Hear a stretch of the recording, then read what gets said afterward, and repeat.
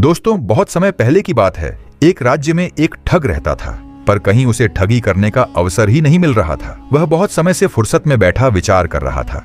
बात बहुत समय पहले की है, जब नोट नहीं चांदी के सिक्के चल रहे थे और इन्हें कहीं सफर में साथ ले जाने के लिए सिक्के के नाप की पतली थैली बनाई जाती थी, जिसमें चांदी के सिक्के भरकर कमर में बांध लेते थे।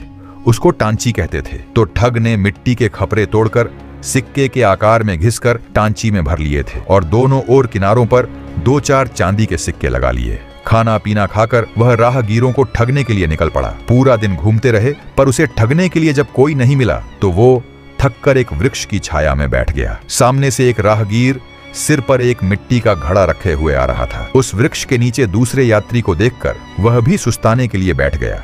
ठग ने उससे वार्तालाप प्रारंभ करते हुए उसकी हाल समाचार पूछी और फिर कहा कि भाई, इस मटकी में क्या लिए हो? तो राहगीर ने उत्तर दिया कि इस मटकी में शुद्ध देसी घी है। हमारे यहाँ घी दूध का धंधा होता है, इसलिए इसको बेचने के लिए बाजार जा रहा हूँ। ठग ने कहा कि हमारे यहाँ भी दुकानदारी होती है, हम भी घी खरीदने के लिए जा रहे हैं। अगर आपको बेचना ही है तो मुझे दे दो, मैं तुम्हें इसके बदले कीमत देने को तैयार हूँ। राहगीर मन प्रसन्न हो रहा था कि सौदा यहीं तय हो गया तो अच्छी बात है। राहगीर ने कहा कि चलो किसी नजदीकी के गांव में चलकर नाप तौल कर देंगे, यहाँ हमारे पास नाप तौल करने के बाट बर्तन नहीं है। तब ठग ने कहा कि देखो भाई, सफर में चलते चलते काफी थक गए और घर भी वापस लौटना है। तुम ईमानदारी से इसकी तौल बता दो, उसी अनुसार हम तुम्हें कीमत दे देंगे। राहगीर बोला कि मटकी में घी मेरी पत्नी ने शाम को भरकर रख दिया था। सुबह चलते समय वजन तो पूछ नहीं पाया हूँ, मटकी का वजन देखकर अनुमान कर लो। ठग ने मटकी दोनों हाथों से उठाकर देखी, पूरी घी से भरी हुई थी।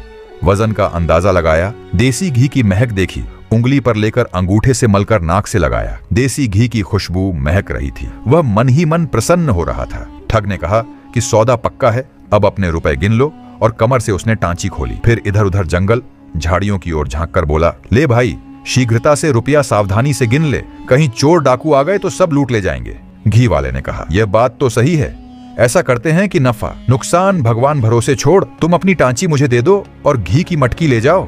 दोनों के मन में प्रसन्नता थी।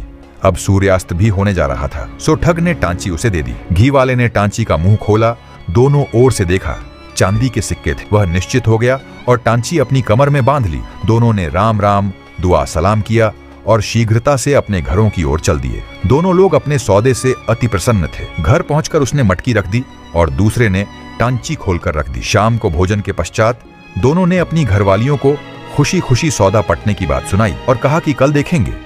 प्रातः पति पत्नी अपनी सफलता पर प्रसन्न थे। उन्होंने रकम गिनने के लिए टांची खोली तो मात्र 2-4 चांदी के सिक्के थे, बाकी सब मिट्टी के टूटे बर्तनों से घिसकर बनाए गए नकली सिक्के थे। पत्नी दुखी होने के बजाय खुश होकर बोली, मैंने ही मटकी में कौन सा देसी घी भरा था। उधर ठग और ठग की पत्नी खुशी खुशी मटकी से घी निकालने लगे। मटकी में ऊपर तो घी की परत जमी थी, हाथ नीचे किया तो गोबर और मिट्टी में उसका हाथ चला गया। मटकी के नीचे बिल्कुल घी नहीं था। यह देखकर ठग की पत्नी रोने लगी। तब ठग बोला, चुप हो जा भगवान, मैंने ही टांची में कौन से रुपए भरे थे, पर यह तो मुझसे भी बड़ा ठग निकला।